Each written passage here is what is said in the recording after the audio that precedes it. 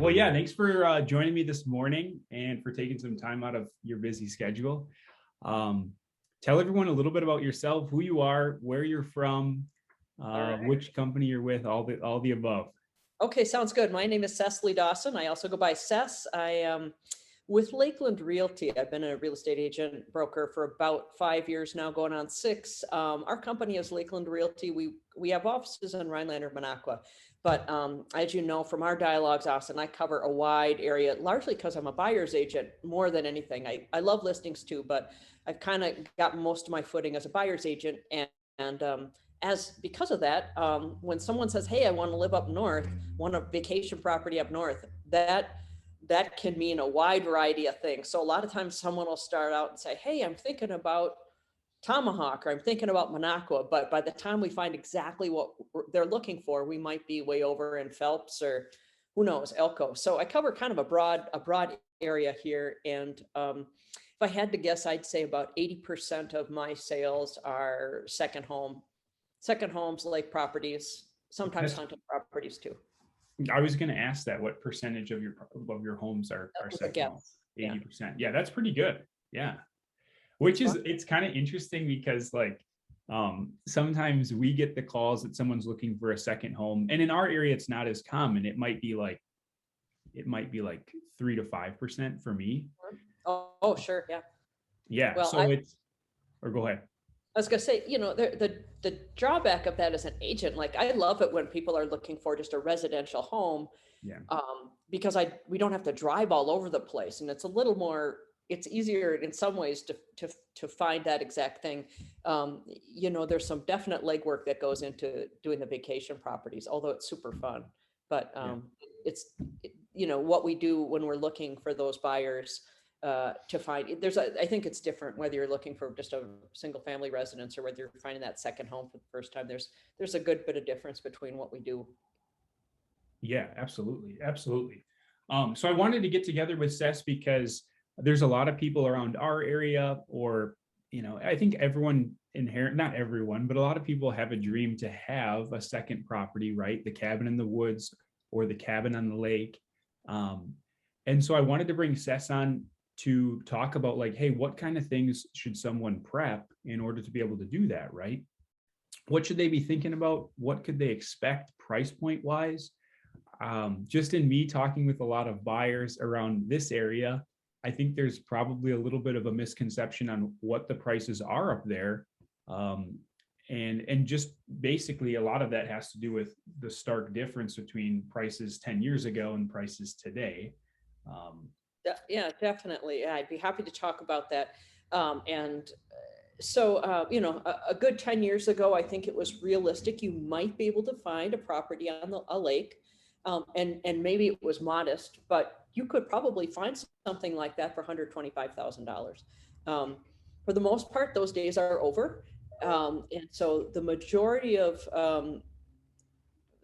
I guess the greatest demand of properties that people are looking for now are the lake homes, that kind of a cookie cutter lake home, if there is such a thing. And those are going to fall between $350,000 and $550,000. And when I say what does that look like? Again, it's a little bit generic, but it would be on a full rec lake, which means a full rec lake is a lake where you're allowed to have motors, jet skis, whatever.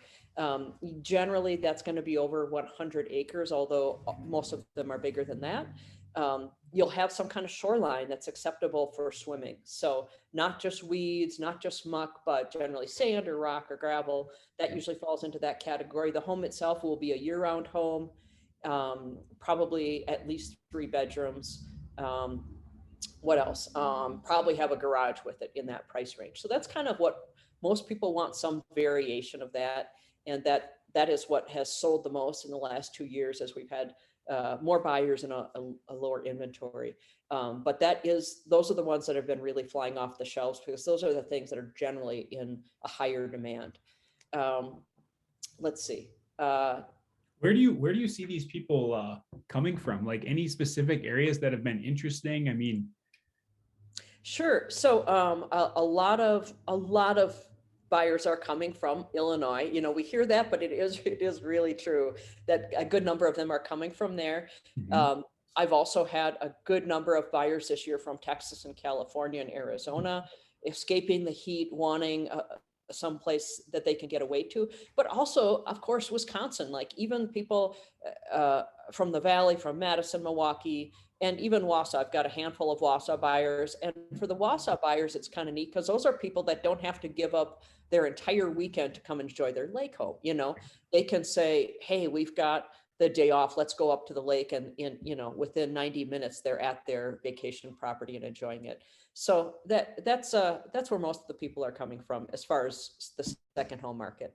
Yeah, no, that's great. Yeah, and that's one of the nice things is, uh, well, being in Wausau, you don't have to go that far, because Mhm. even if it's 3-4 hours away, I mean, that's a big commitment to. I mean, it's a big commitment to go up there, Right. Yeah. So that's neat. That's neat. Mhm. Um, Tell us a little bit about, so if someone's thinking about, and let me just say, I'm thinking about buying a second property. I'm not actually, but let's say I am, right? What kind of Right. things should I be anticipating? What could I do now to prep for that? And then one of the other questions too is, we're going into the winter. Like, when would be a good time to buy a property like that? Would it be in the winter? Okay, great questions. And if I forget one, keep reminding me what they were. So Yep. I'm going to go Yep. backwards. So let's talk about the seasons. Yeah. It's interesting. You can buy a lake home in the winter, and I've sold a good number to happy buyers. The downside of that is you have to be the kind of buyer that is able to purchase the place with a few unknowns. You may have to go on the reputation of the lake rather than being able to see the lake because it might be covered in ice. Yep. Um, you won't be able to see the yard and landscaping as well with our snow. Um, that being said, especially when we had a greater inventory, winter was actually kind of a good time to get a deal for a buyer because sellers, there weren't as many people shopping, and sellers were excited to, finally be done and pass along the property to someone else. Yeah. So it'll be interesting this year to see what the inventory continues to be like. I feel because the demand is high, the lake homes that come up for sale this winter will still fly off the shelves, even though it's winter. Maybe not quite as fast, but I think that they will. The most popular time, Austin, for people to buy a lake property continues to be April and March. That's when we can start to see the water. People have been antsy. They've been saving up. They've been watching online, figuring out what kind of furniture they want to put in that lake house, and they are ready to pull the trigger. So that tends to be still the most popular. And honestly, like this year, I would say that slower was actually midsummer. People were in the middle of their lives in the summer, and by that time weren't ready to make the transition. So spring, when they're looking forward to having that lake home all summer, is hot. All right, how can you prepare now? I think it's really important for buyers who are purchasing any type of home to really wrap their minds around what they want and what the price points are going to be. Shopping online is a great way to do that. Talking to one of us as professionals, but really thinking, okay, what's it going to cost me? Second homes often have a different type of mortgage than your primary residence, and so it's really good for buyers to check out, how they're going to qualify and what they're going to do financially, because our market. And I know this is probably uh, preaching to the choir here because it's the same anywhere, but cash buyers definitely had an enormous advantage this year, the past 2 years when it came to lake properties because the competition was so high. So if there's a way that they can prepare in that way, great idea. I encourage buyers to think about how are they going to use the second home. So one of the questions I ask is, first of all, how do you use the lake? If you're buying a lake home, how are you going to use it? Are you into fishing? Are you into water skiing? Do you just want a quiet place to have a cup of coffee and look at the water and paddle around? So understanding those kinds of things, have the buyers think of what it is that they and their family might want in the home. Is there a community they're attached to that they want to be close to? That's important too. St. Germain, Minocqua, Rhinelander, and so forth. Another thing to think about is this going to be seasonal? If they know they're only going to come up in the summer, they can probably end up with a property that costs a lot less because we still have homes up here that are completely seasonal. They get locked up in the winter and you can't plan to go in there and use the plumbing at those times. So understanding, if you don't need it for snowmobiling or skiing, maybe you can vote for choose a 3-season property. So thinking about those kinds of things. Okay, let's see. Those are my main questions. Those are my main responses, Austin. Did I miss any of your questions? No, that's really good. And I think that's a good question. So for me, like it's got to be one that you can motor on. It's got to be a wake lake, right? Right. Yeah. And that's probably a big thing. Cause like you said, if it's kind of, there's those lakes that are really shallow on the shoreline, they have more weeds, right? Which might be great fishing lakes, probably not the best boating lakes. In some instances, but am I right or maybe not? Yeah, no, you're absolutely right. And the thing is that, if you want nice sandy frontage, clear water, deep water, you'll pay for it. Those homes on those lakes cost more. It's as simple as that. But for someone and I have a lot of clients, they just like to fish. So they are totally happy with that weedy area. And as a result, that property very often is just not going to have as high of a price point. Level frontage costs more than hilly frontage. And up here, this is a retirement area. We get lots and lots of folks who are coming here. This has been their dream. They're planning to retire in the Northwoods. With retirement comes being a little bit older, and they're looking at this lot and saying, hey, when I'm 75, I do not want to navigate those stairs. So the level frontage often comes with a higher price point as well. And they're considered more desirable. Personally, I like having the upper view. I don't want to be right on the water. I want to see a storm come in and so forth. And I can navigate the stairs. So I like those higher views, but the level ones tend to sell a little faster. Yeah. No, I can understand that. And then also the floodplain too. That's probably a consideration too. The closer you are to the water, that's when, if it is in the flood zone. Do you guys have a lot of that in our area? There is a lot of flood. I feel like it's not as big of a deal as many areas. And I feel it's, first of all, most of our waterways are like inland lakes, and they're not really that prone to flooding. Okay. I feel like, maybe I'm naive, but I feel like most of that legwork has been done. People didn't build the homes on floodplains. So if we've got some of the flowages, it does come up sometimes. So obviously we pay attention to that, but it's not super prevalent, honestly. Like, we look for it, but we don't expect it. Sure. No, that's great. Because in the Wausau area, like Lake Wausau, there's certain sections that are in the flood zone, and it's just a consideration For sure. for people. Yeah. And so that's one of there's a certain side of the lake that some of the properties are in the flood zone, and it's, even though they're closer to the water, that's a little bit of a downside. Oh yeah, for sure. The insurance is expensive, definitely. Right. Yeah, no, that sounds good. What can someone expect to pay? Like, if they're like, hey, what kind of ballparks? And I know it really depends on, obviously the further you go out from one of those major areas, the less expensive it's going to be. What kind of price point should someone anticipate? And then tell us a little bit more about financing for a second property. Typically it is required to have a little more down, right? Right. Tell us a little bit about that first. Yeah. Okay. First, the financing, and I'll be honest, I defer an awful lot of my financing questions to my lender people. So yeah, I'm not the ultimate expert on that, but certainly, you do expect to put a little bit down, and generally the interest rate's a little bit higher. Now, I had buyers this year coming in with really fantastic rates for second homes, that I've never seen before, but generally it will be a little bit higher. And again, a little bit higher interest rates. Some of the other qualifications often have to do too with just making sure the seasonality.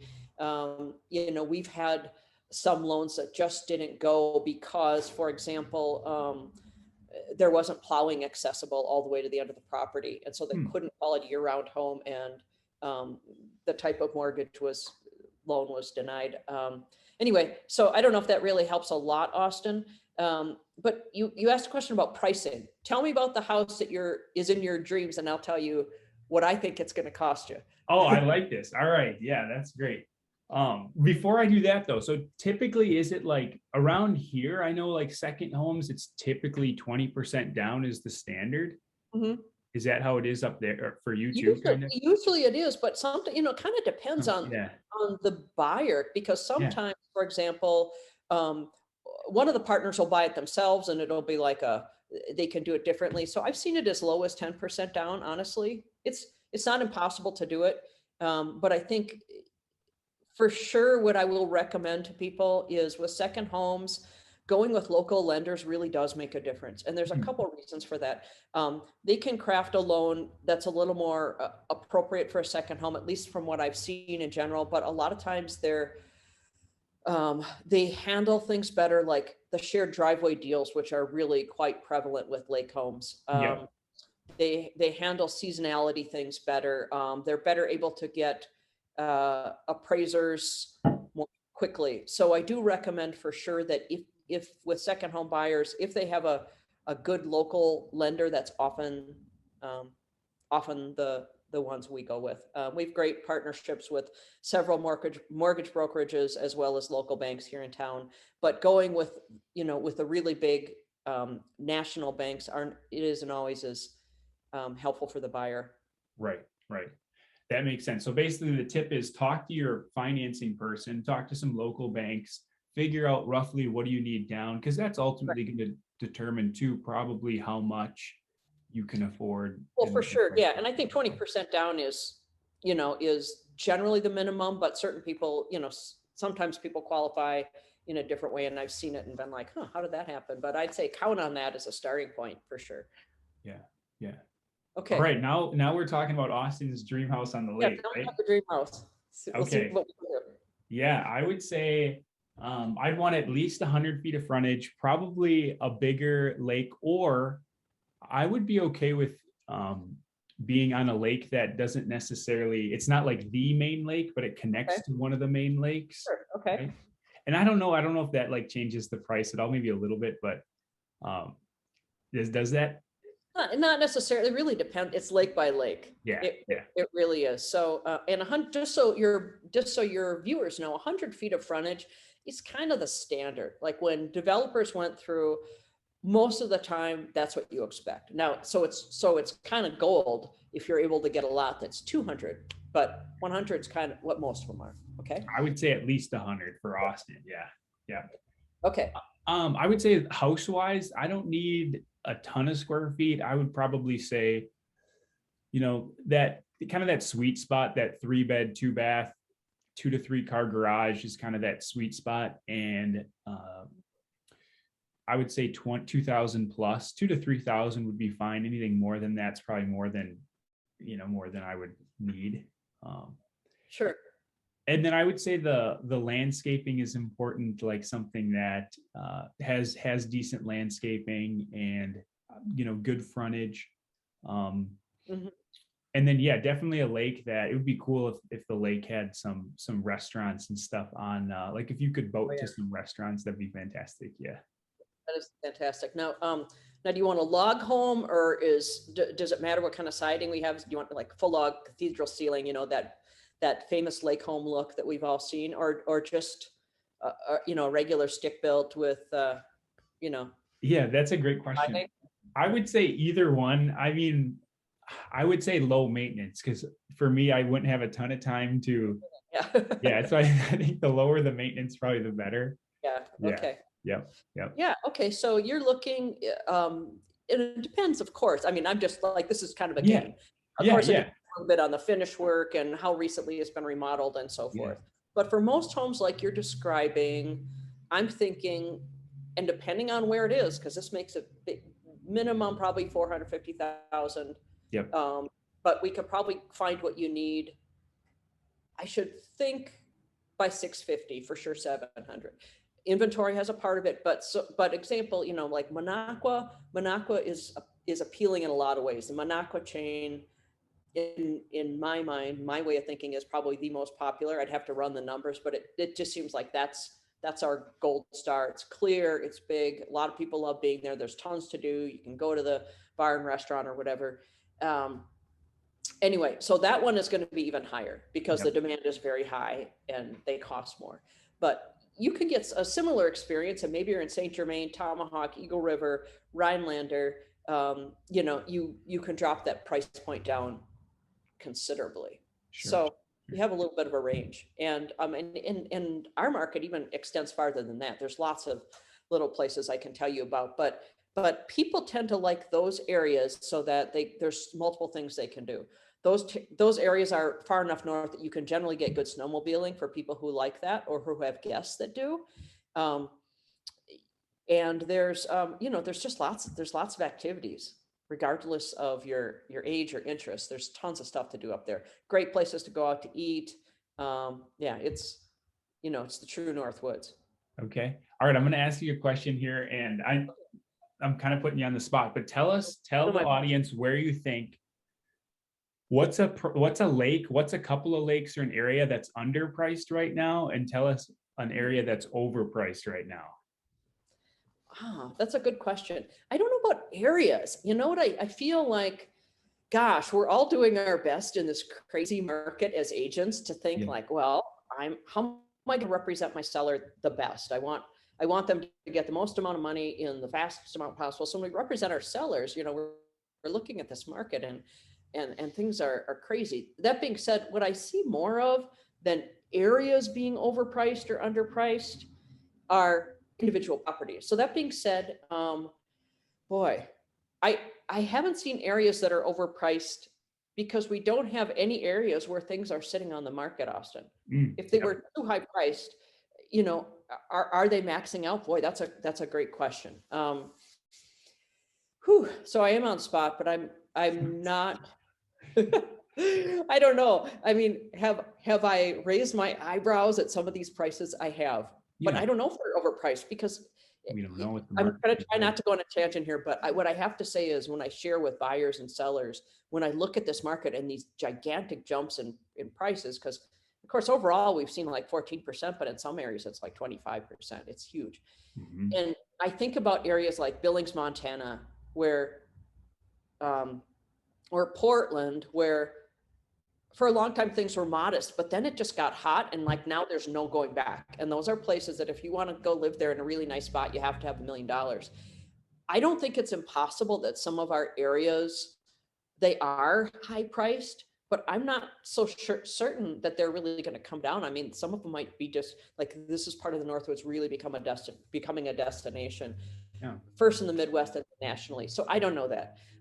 Where do I tell people they can get a good bang for their buck? Well, historically, I've seen, in contrast to Eagle River and Minocqua, which are our biggest, hottest destinations in the Northwoods, Tomahawk, I always thought you could get a good bang for your buck. And now what we're seeing, like Price County had more sales this year than ever. And that's because it's a little farther north and west than Minocqua. And some of those areas have become more popular because of the low inventory in other places. If you get up to, I've sold a few properties up in Conover this year, which is north of Eagle River and not quite so busy. I think that's a place where you can find a good bang for your buck too.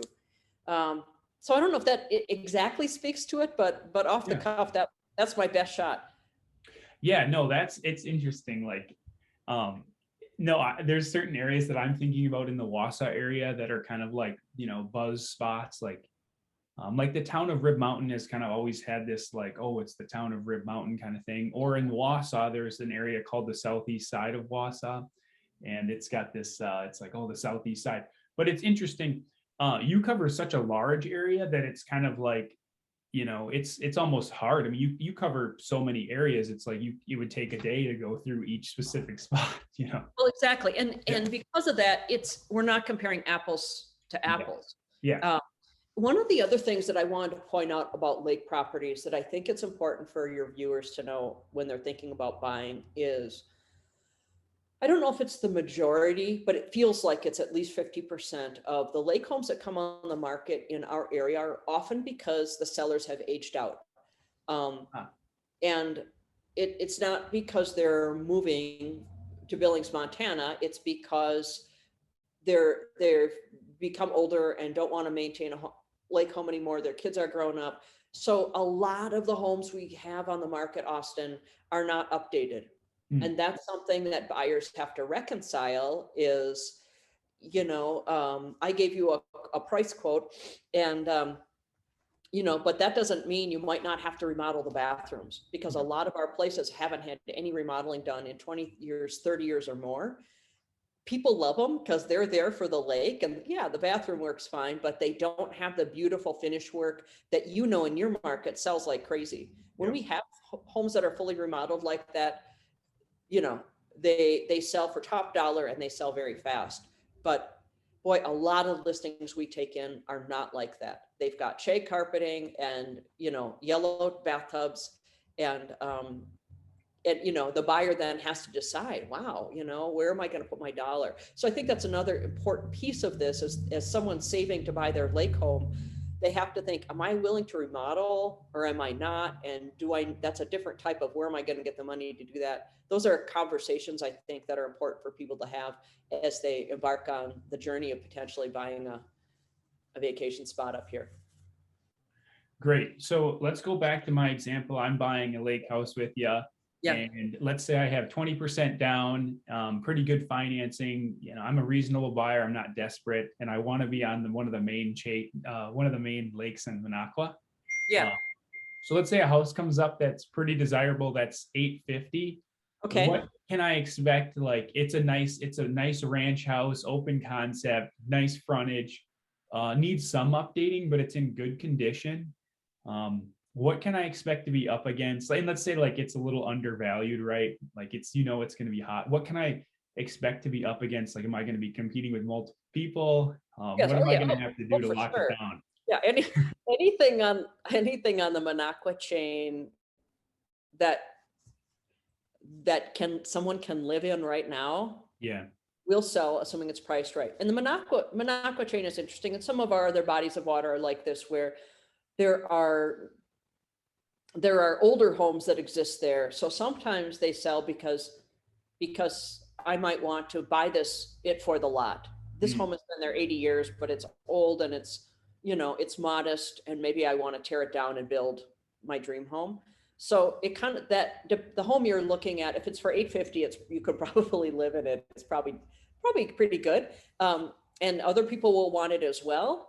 And so generally depends on how the agent markets it. But, if they give us a few days to get in there and show it to our buyers, I suspect that like if it was this past spring, that home probably would have had 6 to 10 offers, I guess, at least, which doesn't sound like a lot. The ones that are getting like 25 offers are the ones between 350 and 400. Makes sense. That's the sweet spot where there's more buyers at that price point. But for sure, you will be up against people. And at that price point in our market, like over 500, a lot of those buyers do have cash, Austin, because this is their second property. Sure. And as I'm sure you've seen in yours too, a lot of times people will pay cash for the home, and then they'll just take out a mortgage after, but they use cash to make sure they get the sale. So you're going to want to put in a really strong offer for that one. Okay, very good. Well, you'll have to coach me on how to get it. Okay, I'm happy to. Okay, next question is, tell us a little bit. Have you had a lot of people that have purchased properties to Airbnb them?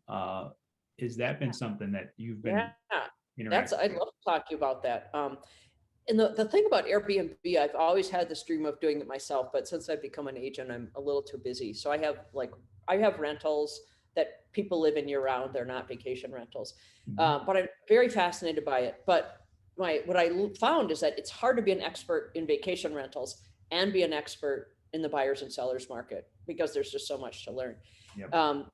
Up here, lots and lots and lots of buyers have this idea that they want to, hey, I'm a genius. I'm going to buy a lake home and someone else is going to pay for it for me by having, I hear like 85% of the calls about a lake home is, this is a little stretch for us, but the way we're going to make it work is we're going to rent it out. Okay. Yeah. It is not that easy. And so the two biggest counties I work in are Oneida and Vilas counties, and they have a few different standards for this. So you cannot, Austin, you cannot buy your property and then just put it on the market as a rental. You have to go through the county and, go through all the steps. Yep. Because when Airbnb, VRBO stuff first happened, people did not do that. And then, they weren't paying taxes on the income, and, it was a mess. But now there's very deliberate steps you need to take. You need to get approved for whatever county you're in. And I will tell you that at this point, we hope it changes. At this point, Vilas County is an easier place to have a VRBO. So Vilas County includes Eagle River, St. Germain, Arbor Vitae, Conover, Lac du Flambeau, and more. But Vilas has a little bit different restrictions. So as an example, instead of using the septic system as a gauge for how many people can stay there, they use the bedrooms and the square footage of the home.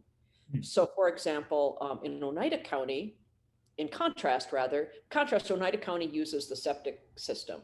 So if I've got a 2-bedroom septic, I can rent that to 4 people. Take the same house to Vilas County, I can have people stay in the screen porch if it's big enough. I can have people stay on the pull-out sofa. We maybe can have 12 people in that one. That's a big difference. Hang on a second. No, you're good. Anyway, so those are some of the biggest differences between those two. So what I very strongly encourage people to do is to, and I help them with this, is I hook them up with the local zoning ordinances, zoning offices, say, this is what you might have to do. And just be sure I talk through the intentions. Fortunately, I've had an example of a buyer who really wanted to rent, but they didn't tell me this beforehand. Turned out they were denied. They were not allowed to rent their home as a vacation rental. They didn't have enough parking at their place to have it qualify. And they were disappointed, but I hadn't been aware that that was one of their intentions. So now I always ask. Anyway, but it's absolutely, for the buyers that I have that do it, it's great. We've got not tons, but substantial number of really good rental management companies up here that do a great job. It's fun when it works, but it's definitely something that you have to know a little bit about before going in. You can't just assume it's going to happen and, put an ad on Craigslist and run with it. Right. Are there rental management companies that actually specialize in the Airbnb space? Yeah. Most of them do. Okay. Most of them up here do that. Yeah. Okay. There's a bigger clientele of those of us renting vacation rentals than those of us doing monthly. Yeah, that's awesome. Wow. I didn't know that. Good. That's cool. Around here, I always thought there was a market for it. But I don't, and maybe I'm just naive, but I don't think there's a lot of management companies that at least advertise that around here. So sure. That's neat. That's neat. Yeah. But yeah, it's exciting when it works. When I look on Airbnb or VRBO and I see my clients, something I sold them and people are enjoying it and commenting, it's really fulfilling. Yeah. If you can book out a couple weekends for yourself and fill up the rest with other people, why not? Right. Right. And it can be very lucrative. Like, yeah, there's not a lot of vacancies. Yeah. Not a lot. Right. And one more thing. This is one of the things that I share with buyers who aren't quite ready to purchase a lake home, but they have that as their dream. Get up here and experiment with some of these vacation rentals. One week go to Eagle River, another week go check out Tomahawk or Elko. Explore a little bit on a smaller dime, and then really helps you figure out what you want and what you use. Sometimes people buy a big fancy lake home, and in the end they realized, oh, we didn't need this much space, or actually we never fish in our lake. We always go over to somewhere else. So learning how you're going to use a vacation property, a really good way to do that is to rent weeklies. Yeah. No, that's a great piece of advice too. Yeah. I think that's what I would probably do first to get a better feel for the areas and stuff. Yeah. All right. Last couple questions before we wrap up. Tell us a crazy story from this year. Like, people always love to hear them, but did you have any houses that were like, hey, 40 offers and it sold for 200 over asking, or anything like that? Sure. In fact, you and I had one where we kind of partnered Yeah. on it. That Yeah. was Yeah. that was just yeah. So for your viewers, what happened was is Austin has some friends, clients, whatever, that actually had a lake home in my area, and so I assisted them with the sale of their home. And it was just when, at the very beginning of the year, early in March, when COVID was starting to open up. So people were getting out more and restrictions were being lifted a little bit, but also, again, the housing market was really hot. And it's funny, in our market, we don't usually do open houses. It's not a thing. It's Hmm. we do this largely because it's really hard to tour open houses. Everything is so far apart, and it's just easier, since they're often vacant, for agents to show their clients home. So open houses aren't really a big thing. But I wanted to do this for these people. They were a little bit older. They were very stressed out about the idea of all these appointments and different people coming in. And I said, tell you what, if you leave for the afternoon, we'll get people in and we'll sell your house. And so we did this. We ran the listing. We didn't show it at all until Saturday. Before we even did the open house, we had 9 offers on the table, sight unseen. We ran this open house. We had 25 real estate agents go through. I think it was 85 buyers. It was just a zoo. And anyway, I think in the end, we ended up with 16 offers. And we sold that property for, gosh, how much over asking? At least 50,000 over That's asking. awesome. And it was a really good exercise in like, for me, on the learning curves, because I do more buyer's agent than listing. So on this listing, to really see like what offers are strong and what not, taught me a lot as a buyer's agent about how to put in really strong offers. And just as a tip here from the field for your buyers, especially if you're buying from someone older, one of the tips can be, you write in your offer, hey, we'll take care of anything you leave behind. Mm. You don't need to clean it. You don't need to empty the bookshelves or throw out the paint cans. We'll take care of anything. That in this particular case, that was something that really made that offer strong, because my people were older and they wanted less to do. They were worried about the challenge of moving, and that was something that was helpful to them. So Yeah. there's my one story. It's not a funny story. It was just a big No, that's a booming great, story. it's Like a great story. everything after that, and that was like a precursor to summer, man, because it was a busy summer.